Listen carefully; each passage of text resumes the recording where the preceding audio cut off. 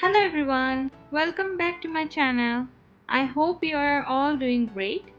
Today's video is going to be a really fun one because I'm taking you along on our family trip to African Land Safari, which is located in Hamilton. We had such an exciting day exploring the park, watching the animals up close and enjoying all the shows and activities. In this video, I will be giving you a full tour so you can see what the experience is like. Right from the drive-through safari where animals roam freely to the entertaining shows, boat rides and everything in between. I will also be sharing helpful details like ticket prices, show timings and tips that might make your visit easier and more enjoyable. So if you're planning to visit, this video will give you a good idea of what to expect. And of course, if you feel I missed anything or if you have any questions, just drop me a comment. I would love to chat with you. Now let's get started with the tour. Our friends who went to the safari last summer shared a very helpful tip with us. They told us that it's best to reach the gate around 9 a.m. right when the park opens. If you arrive early, you will avoid the big rush of cars that usually comes later in the morning. This means less traffic on the road leading into the safari and also shorter lines at the entrance and drive-through safari. Getting there early also gives you more time inside the park to enjoy everything at a slower pace. You can start the drive-through safari before it gets too busy. Later in the day, it can get hotter and more crowded, and sometimes you have to wait longer to see things. I personally think this is such a good tip because, like many of you, I don't like standing in long lines or being stuck in traffic. So, if you're planning a trip, I would definitely suggest going as early as possible. It will make your visit more relaxed and enjoyable. I always try to buy tickets online whenever I go somewhere. It feels easier and more convenient because I can check the prices, see if there's any promotions and even add extras like parking or refreshments if needed. For African Land Safari, buying online was also cheaper. The online tickets were about $3 less than buying at the gate, even after paying the small online fee. Since we went in summer, the price online was $44.95 for adults and $31.95 for kids ages 3 to 12 years. For our family, two adults and one child, the total with taxes and fees came to $144.46. I'm adding the price difference on the screen so that you can have the prices of gate tickets and online tickets of 2025. Tickets also varies depending on the season, so they have different pricing for summer and different for fall. After entering the park, you get two options. You can park your car and ride the safari bus, or you can drive your own car through the safari. I noticed the bus line was quite long, probably because the park doesn't take responsibility if any animal damages your car. We decided to take our own car, and honestly, it felt very safe. There were many suffocating vehicles around, keeping an eye on the animals and making sure everything was under control. Just look at these beautiful llamas, relaxing in the shade and minding their own business. I had my little one, who is just over 3, sitting on my lap. It made things easier while I was showing him the animals and teaching him their names, especially the uncommon ones. As we were looking at the map and checking which animal we would see next, It really helped build up the excitement for our little one. I could see the sparkle in his eyes. He was so happy to spot each animal. His favorite is the lion. But when I asked him which animal he wanted to see the most, he suddenly said owl. Totally out of nowhere. I guess kids are always full of surprises, right? Tell me in the comments if you have had any funny or unexpected moments like this with your kids. I would love to hear your stories. Lions are always so lazy. Everywhere we go, we watch a lion and sleeping. No action at all. We were watching the lion and singing Lazy Lion.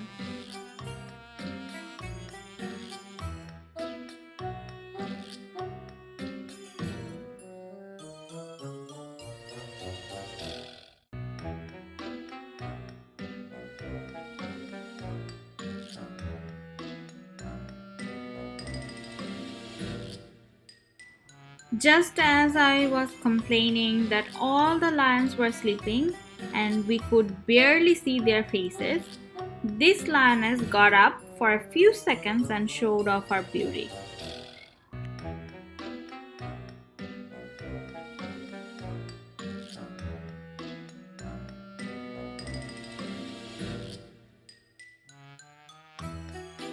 After the lions, we headed over to see the monkeys.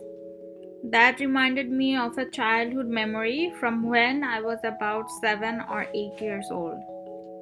I had gone to the zoo in my hometown with some relatives, carrying a small bag of peanuts meant for the monkeys.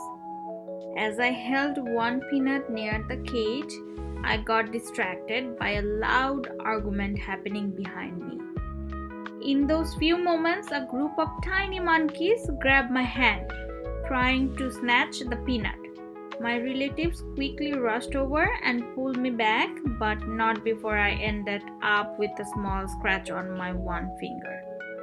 It wasn't serious, though I did have to go through rabies injection afterward. So kind of like a trauma memory from my childhood, but yes.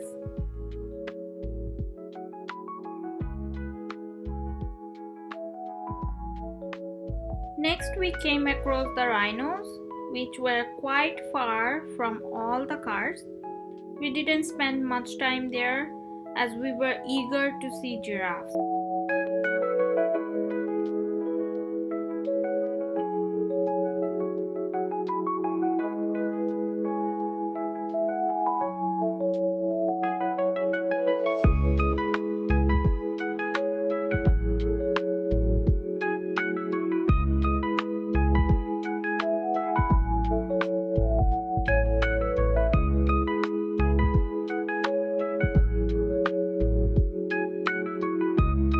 While we were driving past the giant ostriches, something hilarious happened.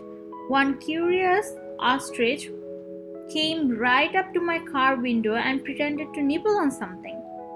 I guess it was feeling hungry because just a moment later, another safari vehicle pulled up with a bowl of food and kept it in front of that ostrich.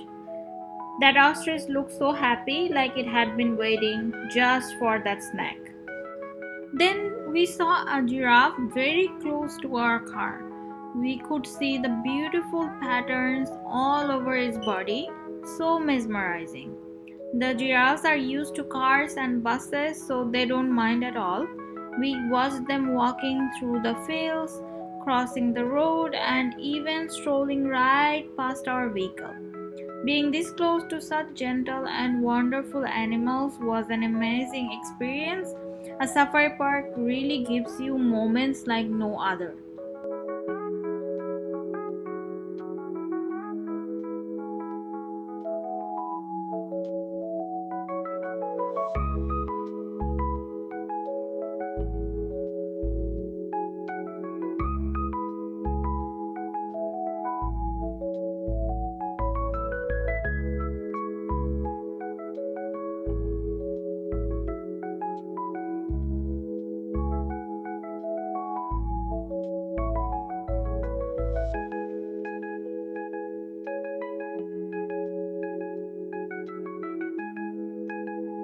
Next up, we spotted some kangaroos, but they weren't hopping freely.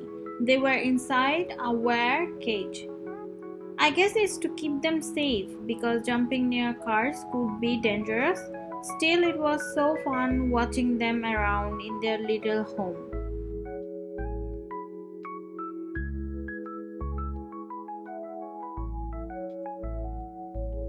We also saw a rhino that was kept apart from the others. I noticed its horn was broken. Maybe it got hurt in a fight. I really hope it gets better soon. Such strong and amazing animals. Living in Canada, I see lots of deer warning signs on the roads. On my way to the office, I pass these signs every day, but I have never actually seen a deer on the highways in Ontario. I did see one once in Vancouver though. It might sound exciting to spot a deer on the road, but deer collision can be very dangerous. Not only can the deer get hurt, but people in cars can also suffer serious injuries.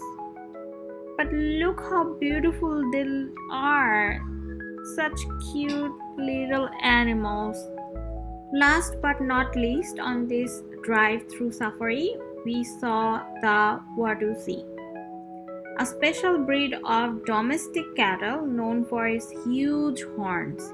Even though they look mighty and powerful, Wadusis are actually friendly and playful with humans. Just a quick note for anyone planning a visit, the drive-through safari closes at 5 p.m. But the rest of the park, where you will find the boat and train tours, 3 different shows, food corners, and even a water park, stays open till 7 p.m. Since we went early, we actually got to drive through the safari twice before heading off for a relaxing boat ride.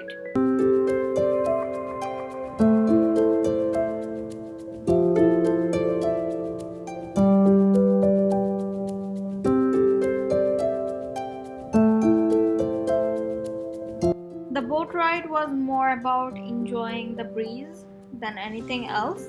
It's totally free, and if you don't feel like it, you can easily skip it. This lake isn't connected to animal areas, so you won't see any safari animals, just a few bird species. Honestly, after doing the ride, we didn't really get why there was such a long lineup. It wasn't as exciting as we expected.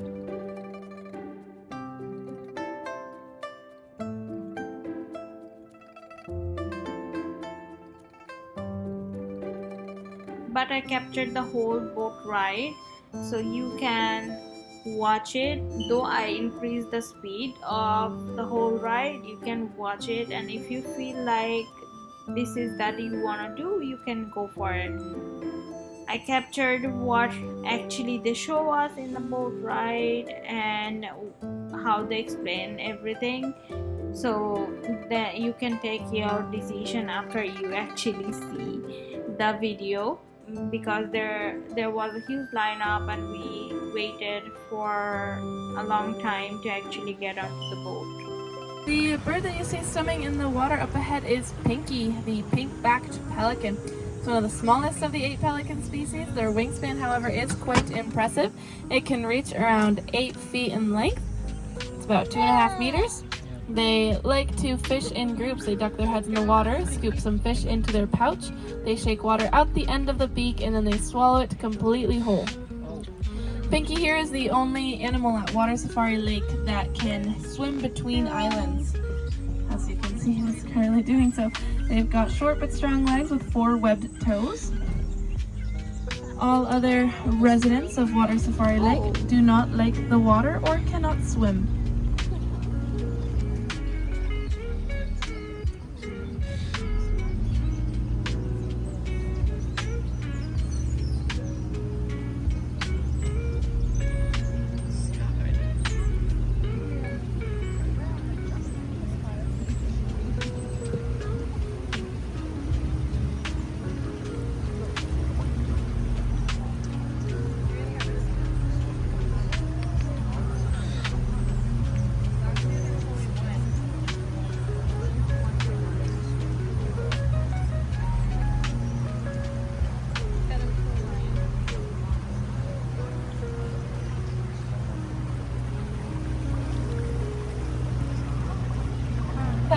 tall bird there on the island to the right is the marabou stork. I can't go beside this island on this end, but we're going to try and see it on the other side as we loop around.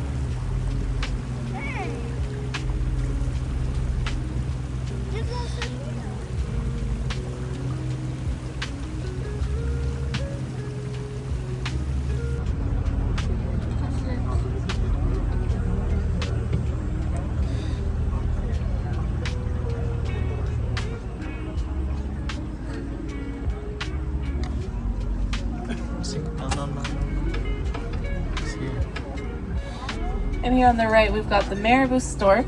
Once again, it is a scavenger bird from the open savannas of Africa. And because of this scavenging lifestyle, it has a featherless head and neck region which help to keep it clean as it eats carcasses. But it can also eat a variety of small animal life, including fish, frogs, snakes, rodents, insects. They are also often found near African garbage dumps. They are about 4 feet tall, so they are rather large birds. And they breed in colonies, either in trees or on rocks. They like to lay 2 to 3 eggs that hatch during the African dry season, and they don't usually leave the nest until about 4 months.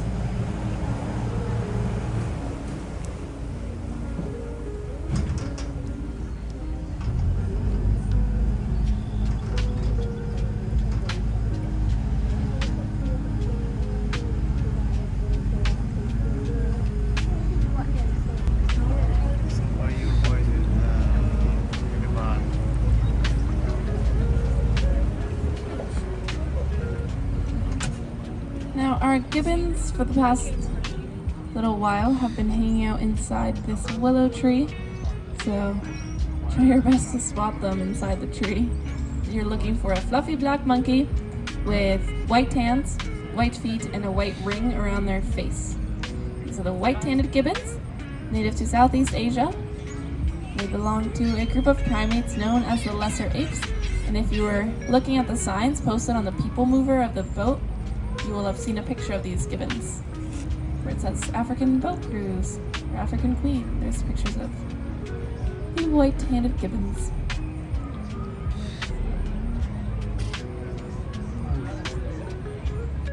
Since we couldn't get a clear view of the gibbons, I have added a picture here just to give you an idea of what they look like.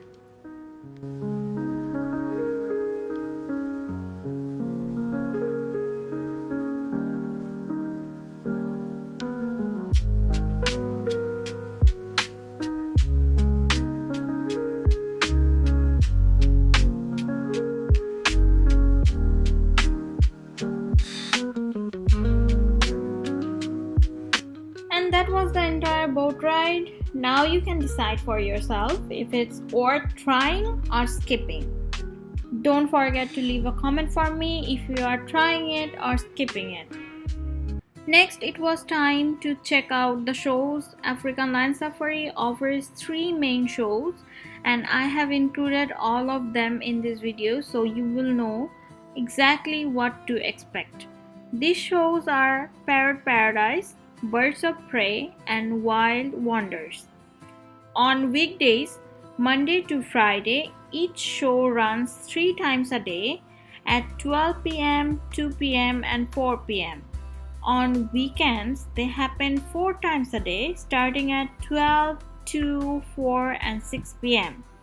Each show is 30 minutes apart. So, for example, Parrot Paradise at 12 p.m., Birds of Prey at 12:30 p.m., and Wild Wonders at 1 p.m. So, the next show is Parrot Paradise at 2 p.m., Birds of Prey at 2:30 p.m. and Wild Wonders at 3 p.m. Parrot Paradise is the first show, then you go to the Birds of Prey and then Wild Wonders. Each show is 30 minutes apart. There are some cages with birds like ravens, eagles, and more. If you have a little extra time before or after the shows, you can check those out.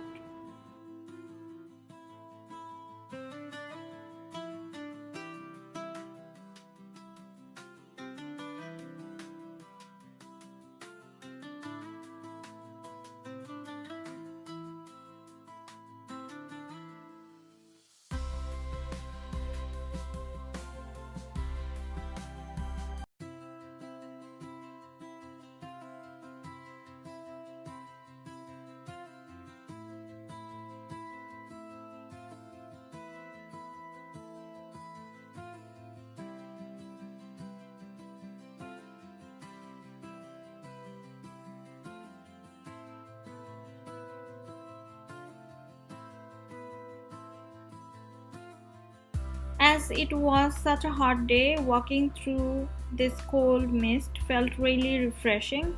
Right beside it, there's a snack corner where we sat down to finish our lunch.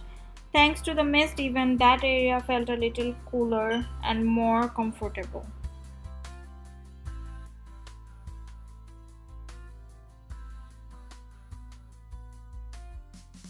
For now, let's go to the Parrot Paradise show. And how's everyone enjoying their day today? Alright, that's fantastic to hear. Now, I think I know why you're all sitting here. You're probably hoping to meet a whole bunch of parrots. Needless to say, you're definitely in the right place because there are over 10,000 species of birds on our planet. So, besides all of the parrots we're going to introduce you to, we have a couple other special avian guests as well. Now, that's why we're going to kick things off today with the smallest member of our Parrot Paradise crew. Coming in from the side of the bars here is Power, our curl-crested orange pine. In other words, a teeny tiny little toucan. Now, as I bring him up nice and close to you all, it'll become pretty clear why they call him curl-crested. In the show Parrot Paradise, you will get to see a variety of birds, not only just parrots. They will also share some interesting details about where the birds come from, their eating habits, and how they breed. If the park has any breeding programs, you will also hear a bit about those. Here's a tip for you guys. If you plan to watch a show, try to arrive well before the actual show times. We went about 10 minutes early and still couldn't grab a seat in the front rows. As you can see in the video, all the front rows were packed with people. Though the day was very hot and there was no shade at all, but see how many people went to watch the show. So yes, everyone who actually goes into African Land Safari does the drive-through safari and then waits for these 3 shows. So expect a lot of people going into the shows, so go there as early as possible. Let's continue with watching the show and listening to what information the show actually provides. In just Ontario alone. Now that really does give a good name to conservation projects, that's for sure, and really shows just how important they are to our world. Now she's done a great job educating us. Why don't we all say bye, Spy? Bye! Alright, now on that note of conservation, there's a project we would love to talk to you all a little bit more about. It's very near and dear to our hearts here at Parrot Paradise. We call it the Blue Throated Macaw Recovery Program. And coming in over my shoulder is exactly that. One of the ambassadors for her species here at Safari. This beautiful individual is Levi. Unfortunately, Levi has less than 500 wild counterparts remaining in the Bolivian rainforest. Take a quick look at everyone sitting around you guys. We stand for about 800 people, which means that there are more of you in the audience right now than there are people in the wild. It's already starting to illuminate, but lucky for us, we are able to partner up with the World Parrot Trust and establish a breeding program for these beautiful birds right here on site at Safari. Now, through this breeding program, Levi and her coachmate Benny were the first to world business to hatch their little eggs back in 2018. Since then, we've been able to add 8 other chicks to that flock. Now, these 10 hatchlings already are making a massive difference in the survival of their species, but ultimately our goal is not just to breed them, it's also to have them repopulating the wild. So a big step towards this in September of 2023, we were able to send 8 of our blue-throats down to Bolivia so they can take place in a breeding program there within their own native habitat. Now, eventually, the offspring that those individuals create will be the ones re-released back into the rainforest, and we have all of your beautiful smiling faces to thank for this, of course. Just by waking up and deciding to join us on Safari today, you have supported us in our conservation efforts, and you've become conservationists yourselves. So we really do appreciate all of you. Please give yourselves a very big round of applause. What do you say, Levi? Yeah, pretty excited to see it, that's for sure.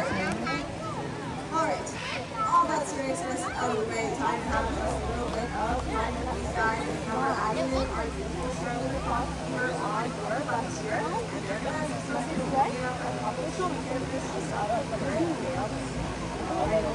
first thing you might notice on these birds are their bright gold and beautiful colors. They stand out quite strikingly here on safari, but in their native rainforest habitats of Central and South America, these bright colors are meant to help them blend in with their surroundings, matching those red and yellow fruits and flowers, the green leaves, and the bluish shadows all around them. But when we have them up nice and close, take a look at their feet. They're going to show you that they have psychodactyl toes, and that big fancy word just means that they have two toes going forward and two toes going backwards. Last but not least, they have that great big long tail in the back, which is used to help steer their flight, and they can fan it out to put on the brakes and make a nice, soft, safe landing. All can be used to maintain stability in flight, but parrot's tail can also be displayed to potential mates in an attempt to attract them. But I would say Fever, our starling macaw, and Levi, our full-throated macaw, put in quite the effort for us today. So let's give them a round of applause. To introduce you to might not be the most colorful one out here today, but he makes up for it in his own way because his species is one of the smartest parrot species in the world. And I'm going to bet that he would agree with me when I say that. What do you say, Reggie? This here is Reggie, and Reggie is our Timmy parrot. Now he might be a little bit smaller than some of the other birds you've met, but do not underestimate him because his intelligence can be compared to a 5-year-old child. Timmy parrots are closely related to African greys, and they are avid learners throughout their entire lives, having the ability to learn up to 1,500 words. Now, that is not the case for little Reggie here, though. He's a man of very few, but he would like to greet you all with a quiet hello. Very quiet hello from Reggie. Now, their ability to learn how to speak does make them a desired pet for many people, but unfortunately, the harmful practices used in trapping them for the global pet trade has led to a significant decrease in African grey wild populations. The capture and transport methods used are often harsh, dangerous, and inhumane, which does unfortunately lead up to half the parrots trapped do not survive the journey. Today, she herself being an umbrella comet. She's also a parrot, so of course she's going to greet you with a hello. Take a close listen, you'll notice she sounds pretty different compared to Reggie. Very, very sweet, sugary voice, very typical for the voice she used to have. But what she's not telling you is she's actually one of the loudest birds in the world. Cockatoos can reach 135 decibels per decibel. Put that number into perspective, that is still 15 decibels louder than your average cockatoo. But we here at Safari love to work with the cockatoos. They are absolutely hilarious animals with great personalities. And if you haven't noticed, we here looks a little bit different than the treatment ponds we've already had. Cockatoos are characterized for having a set of crest feathers on the top of their head, and they're able to lower and raise at will. Now, we all want to see these crests today. Best thing to do is to give her a whole bunch of positive attention. So, just a big round of applause. What do you say?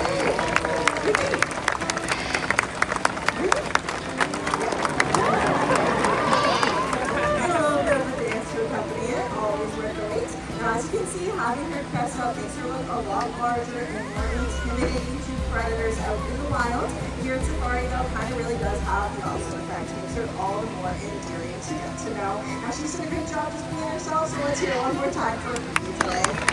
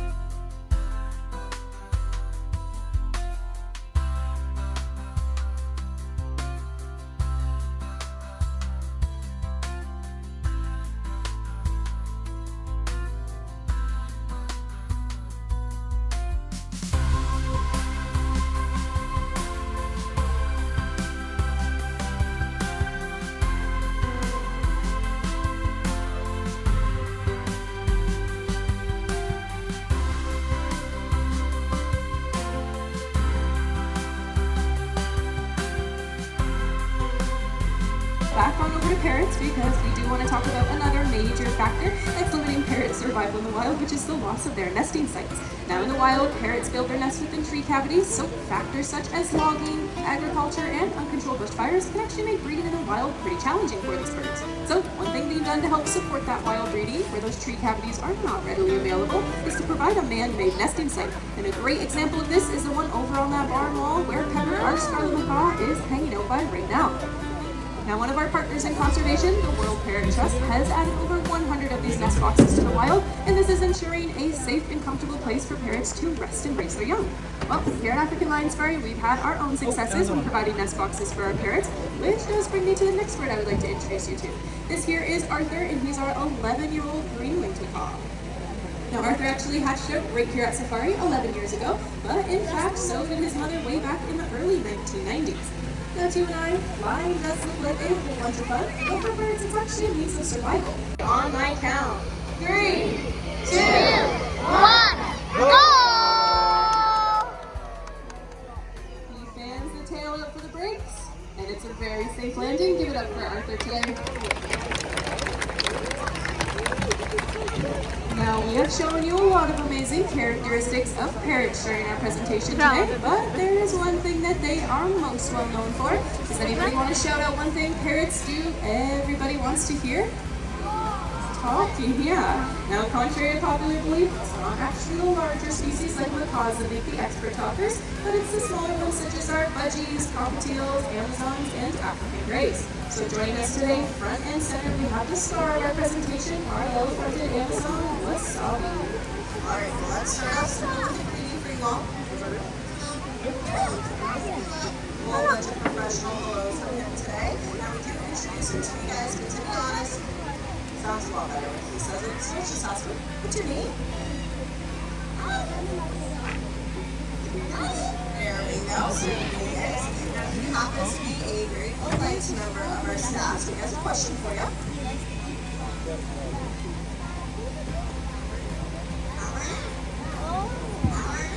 We're hoping you're having a lovely visit to Safari today. Now he is a male of his species, but don't feel bad if you can't tell. Truth of the matter is, for the large majority of parrot species, males, females, don't look exactly the same as twins. If you want to determine for sure, take a drop of their blood and look at their DNA. Alright, that's what we did to confirm he's a male. But we did have a couple suspicions. So he's got one really bad habit, loves to flirt with females. Okay, cheeky, not as polite as we were letting on, but he's well intentioned about it. But you can welcome a couple sweet kisses. There we go, lovely kisses from him today. Now he is part of a very social species, which means he's pretty playful by nature, just because this is how they can reinforce their friendships and relationships with their peer as well. Now lucky for his keepers, that seems to have served us, especially with this one particular game.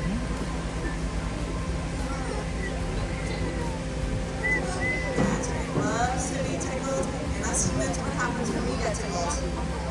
Laugh. Of course, we laugh, and so does the song. Jonathan Tower is also most passive on staff task. Turns out that it's all about pretty. And he's also pretty good at impressions and impersonations and the like. Now this first one is one of his favorite animals, Bark of a dog. Definitely more like a chihuahua than a Great Dane, but you know, you never trust him. And he's also a big fan of the holiday season, so let's see if he'll do his Santa impression for us all.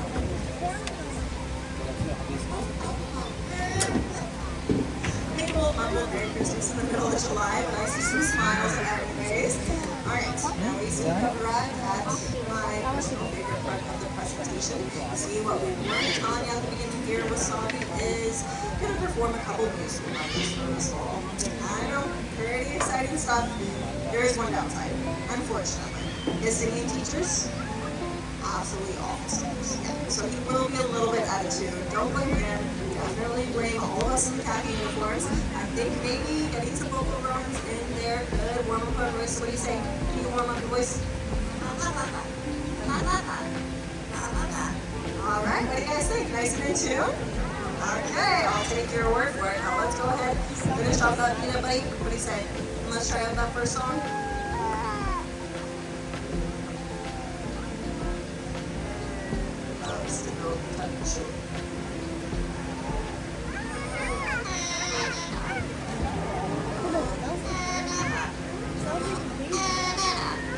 From our experience, the Parrot Paradise show lasts about 25 minutes, and right after that, the Birds of Prey show takes place nearby. We noticed some people in the audience leaving around the 20-minute mark to get seats for the next show. However, we didn't rush. We stayed until the end of Parrot Paradise and then headed over to the next show. The Birds of Prey, the location is just nearby, so it will not take that long to go to that place.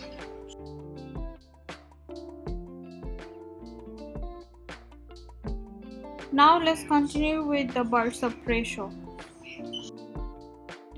Hi!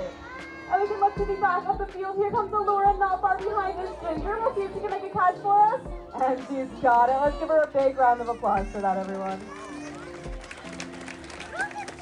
Now as Mark makes his way up to the tee post and as he's on the field for us, I want you to notice some of those key features that he has. Specifically, those absolutely gorgeous yellow eyes. Now, owls' eyes are super cool. They actually jut right into the back of their skull, and they're held in place by bony structures called sclerotic rings. Now, these structures actually make it so that owls aren't able to move their eyes side to side, which is why they actually need that wide degree of rotation with their head to be able to see all around.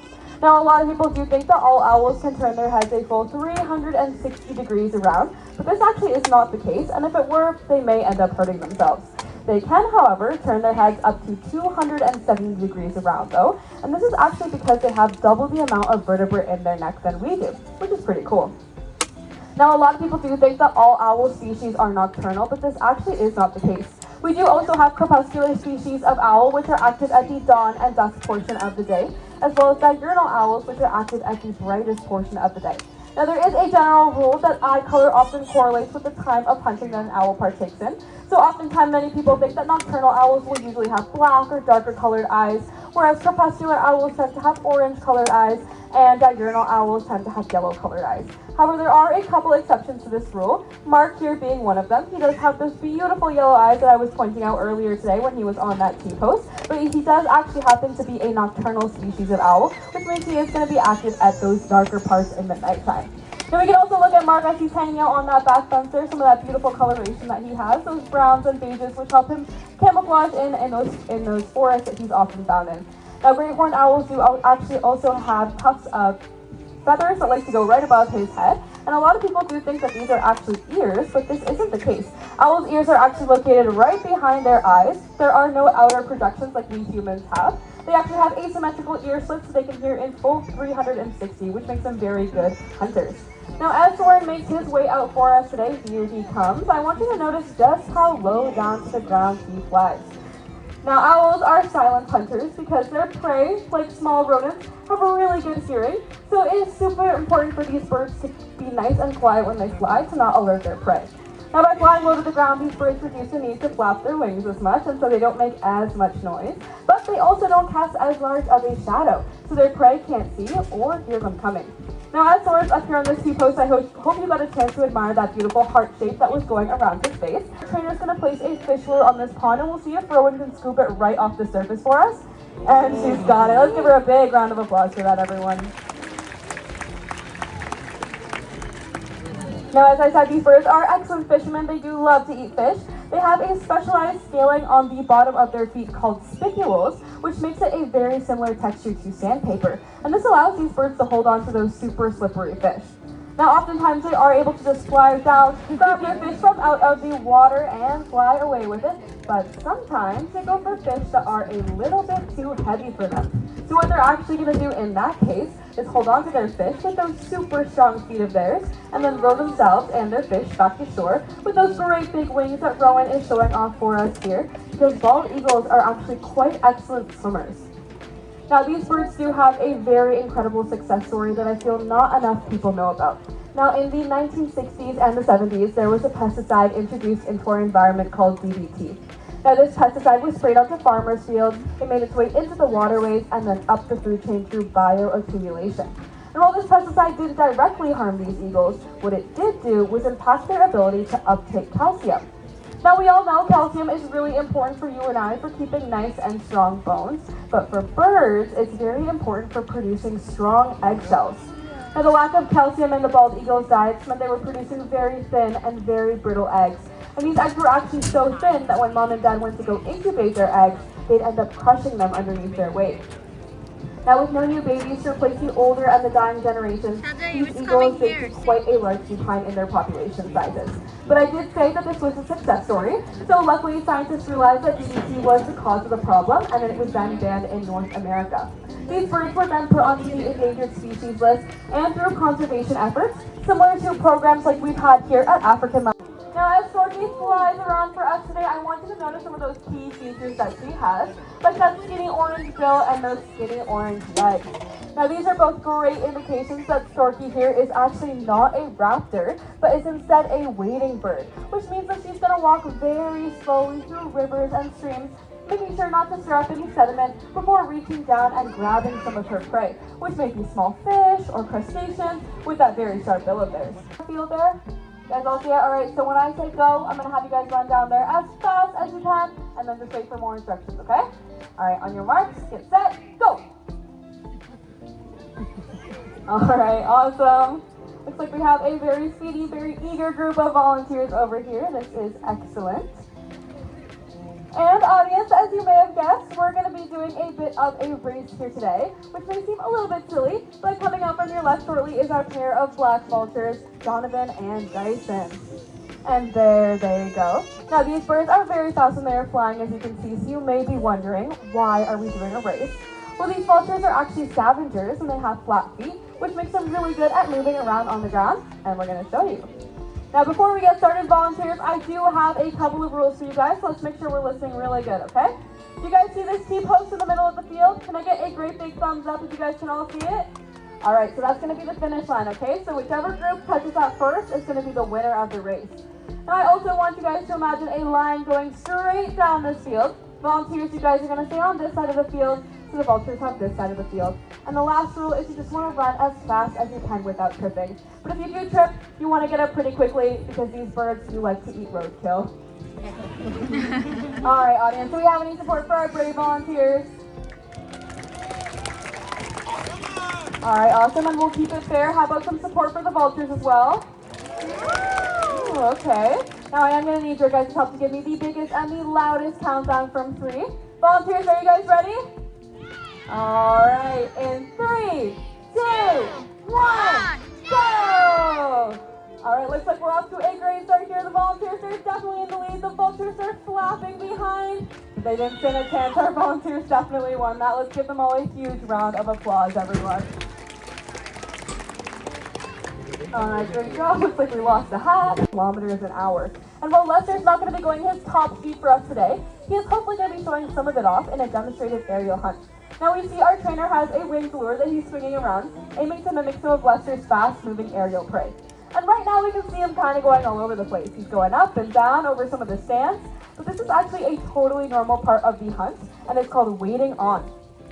Now these falcons do this for a few reasons: to get a feel for the wind and the air conditions, to warm up those great big flight muscles of theirs, and he's got it. Let's give him a big round of applause for that, everyone. That was a great catch from Lester. Now these falcons are very skilled hunters, and oftentimes they are able to grab their prey right out of the air, as you saw with Lester here. But as I also said, they can go incredibly fast. And sometimes they're going a bit too fast to just do that. So what they're going to do in that case is ball up their feet and punch their prey. Now at over 100 kilometers an hour, that punch is going to hurt pretty badly. And usually it does kill their prey right on impact. But if not, these birds do also have a specialized adaptation called the tomial tooth, which is a little notch on their beak, and it lets these birds crack open the vertebrae of their prey so they can enjoy their meal that way. Now here at African Lion Safari, we do take part in several conservation programs, but one that is very near and dear to our heart here at Bird of Prey is for the eastern loggerhead shrike, which is one of Ontario's most endangered songbirds. But thanks to you all coming out and supporting us, we've actually been able to release over 1,000 of these birds back into Ontario's wilderness, so we always just like to extend a great big thank you for letting us preserve these beautiful bird species. Now we are going to be joined up front here with Lester, one of our sacred falcons, as well as Ginger, one of our red-tailed hawks. After the Birds of Prey show, let's head to the final one, the Wild Wonders. These shows are designed to be very interactive and engaging, especially with children in mind. All the children in the audience were eagerly answering the questions asked about the birds. I think this is a wonderful way to teach kids about animals, as the shows do a great job of explaining the importance of each species in nature, sharing interesting history, and much more. Even we don't know that much about one particular species, so it's a great way to actually teach the children. Now let's watch together what Wild Wonder show actually offers. Donna and Mikey. Now, although I heard turtle, you are technically correct. Tortoises are a specialized type of turtle that is adapted to live mostly on land. Whereas when we think of turtles, we're thinking of something that lives mostly in water or around water. Now these guys, they're from South America, and they are quite a social species of tortoise. They'll choose to live in large or small groups, communicating with each other via clucks, chirps, and head movements. So they'll gladly accept an invite to your birthday party, but I'm going to let you know they will turn down an invite to Run Club. These guys spend about 50% of their time doing nothing. The other 50% of their time, they're spending that roaming around and grazing for food. And they eat quite a wide variety of vegetation, which means that as they're digesting it, they're continuing to move around, often passing that digested food in a new location. That helps to disperse the seeds of the plants they're eating, helping those plants grow in new spots, as well as ensures that not one plant species is dominating an entire area. So they're helping the plants out, they're helping themselves out, and they're also helping out the other animals in their ecosystem that rely on those plants as well. Like I said, they're a pretty social species, so they're gonna hang out with us for a bit longer. But let's give them a huge round of applause for coming on up today. All right, you guys did such a good job with my first quiz question. I have another one for you. These are reptiles with a shell. Can anyone tell me a mammal with a shell? Any ideas? Oh, I heard it, good job, armadillo. So coming on out, we have our pair of 3 banded armadillos. This is Dora and Diego. Now, despite their small size, they are actually both full grown, and we're gonna see Diego up at the front racing against absolutely nobody. If you take a close look at his feet, you might notice he is running on the very tips of super long front claws. Now, Diego's not out here for too long, so we're gonna take a look back on over at Dora, as she's showing why 3-banded armadillos are so unique. Out of about 20 species of armadillo across the world, they are the only ones capable of closing into a complete ball, just like she's expertly showing off at the front. That means they're one of the most protected armadillo species, but they will also use those long claws that we saw on Diego to dig burrows to hide from predators and harsh weather. Once they've used those burrows, they will abandon them, leaving them open for other animals to use. If you've been to the southern United States, you may have seen a 9-banded armadillo. Those burrows were studied, and it was found that over 60 species used them after they were abandoned. Now, on top of that, armadillos are great pest control. About 90% of their diet is made up of insects. So they're going to eat pretty much any bug they can find. But as a species with poor eyesight, they have to rely on a couple other senses to find that food. They have a keen sense of smell, and they also have wiry sensory hairs that line their abdomen, which you may have seen poking out of Dora's shell there. Now, Dora and Diego, they come out and they show us the wide array of armadillo personalities. And Diego's already brought himself home, but let's give Dora a round of applause as she finishes her lap. Now, you guys did such a good job with my quiz questions. I have a reward, and that is in the cute form of Annie, the Southern Mantua. Now, if that's quite a weird name for you, I'm gonna let you in on a secret. She also goes by the name of a lesser anteater, so a lot smaller than her giant relatives you may be thinking of. Now, Annie here, you may notice she has that long tail. That is a prehensile tail that helps her navigate the treetops in her home. Now, she is from the South American rainforest, so of course that long tail can help her out a lot when she's in the trees. But of course, there's a pretty good reason to come down to Ground Zero, and that is to get a tasty snack. Now, like I said, she's a lesser anteater. Can anyone take a wild guess at what she's eating? Ants. Annie here, she can eat up to 9,000 ants in one day. Quite a lot. She'll also enjoy termites, bees, honey, and soft fruits, and she has a couple tools to help her with those things. First of all, she has a 12-inch long sticky and barbed tongue to to help her get as many ants in one scoop as possible. And she also has that beautiful coarse fur to help protect her against bug bites. Now, speaking of protection, as she stomped across the front there, you may have noticed she has quite impressive long claws on her front feet. She can use those claws to help defend herself against predators, but she'll also use those to dig into anthills and termite mounds, disturbing the soil as she's doing so. Now, this is called disturbance foraging, and what she's doing is she's making those lesser available insects come up to the surface. But of course, she's pretty smart. She knows she can't go to one anthill and eat 9,000 ants. So what she's gonna do is she's gonna go from spot to spot, only enjoying a couple at each location so that she doesn't wipe out an entire population. She's leaving that area open for other animals to also go and enjoy those insects. Well, as you can see, Annie is pretty well trained. She knows how to take herself all the way home. So as she makes her way on out, let's all say bye, Annie.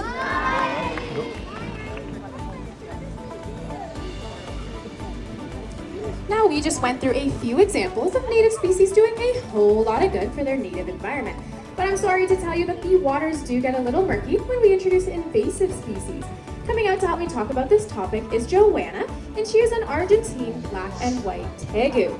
Now, as the name suggests, she's from Argentina, Chile, and the surrounding area. And no, it wasn't due to her little legs, but rather it was due to pet owners and pet merchants releasing their unwanted pets that they have now become invasive in Florida. Now, tegus are highly adaptable species, making their homes wherever they go. And although that might sound pretty awesome, it does cause issues for the native species there, as they are now competing for resources. These resources may include food, water, and shelter. Not to mention that, in general, invasive species do bring with them a whole new host of germs and diseases that native flora and fauna do struggle to fight off. Tegus are omnivores, meaning they eat a wide variety of things, but as they grow up, they grow an appetite for eggs, more specifically alligator eggs found along the shoreline. And if you guys take a close look at Joanna, you will see all of that muscle attached to her jaw that helps her crack through these delicious snacks. Now, although their populations are rising in Florida, quite the opposite is true in their home country of Argentina, and this is due to the unfortunate commercialization of their skins being used for fancy purses and shoes. Now, I did talk to Joanna backstage, and she asked for a huge favor from the kiddos in the stands. She would like you guys to make a pledge to be responsible pet owners. So if you guys don't mind raising one of your hands and repeating after me. I will never, never ever release my pet into the wild. Now, what do you think, Joanna? I think she is very pleased with our future responsible pet owners. Over here we have the beautiful Dolores, and she's a prehensile-tailed porcupine. Now, as she makes her way around, I want you guys to take a close look at her tail. It is very similar to Annie, or southern tamandua, and that is because they both come from very similar environments, both being arboreal species and from the South American rainforest. Now, Dolores' tail is so incredibly strong, it can bear her full weight as she hangs completely upside down. In doing so, her hands are absolutely free, so she's able to find some yummy snacks to eat. Her favorite one being the cambium layer of tree bark, which is very nutritionally rich and holds a lot of hydration. So you bet on hot days like today, Dolores definitely gets her water intake, as I hope all of you are as well. Now, she is a porcupine, so we can't ignore the fact that she has gorgeous, long, sharp quills.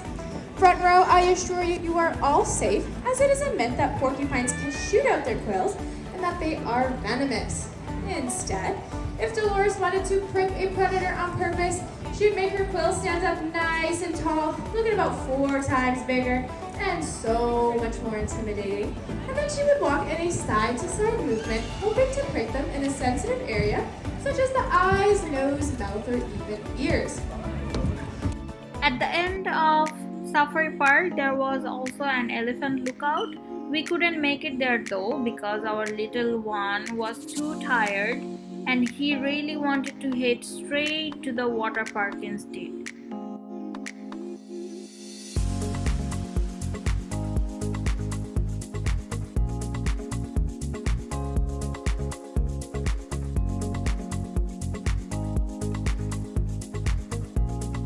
Now I will give you a quick tour of the water park.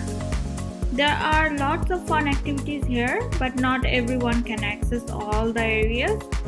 There is a height requirement of 38 inches, and since my little one is only 3 years old, he couldn't go on the slides. or in the bucket flipping zones. Kids under 38 inches must always be supervised by a parent. Here's a little tip for you guys. I noticed many families bringing their own beach chairs, and at first I didn't get why. But then I realized this water park doesn't have much seating. There are only a few benches and they stay full at all times. So if you are bringing grandparents or parents along, make sure to carry some big chairs for them.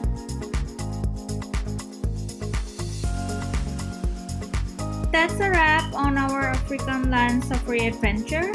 It was a full day of fun and I definitely think it's worth a visit. I hope I have covered all the important details, but if you have any questions, drop them in the comments below. Don't forget to like, share and subscribe to support the channel. Thanks so much for watching. Take care. Bye.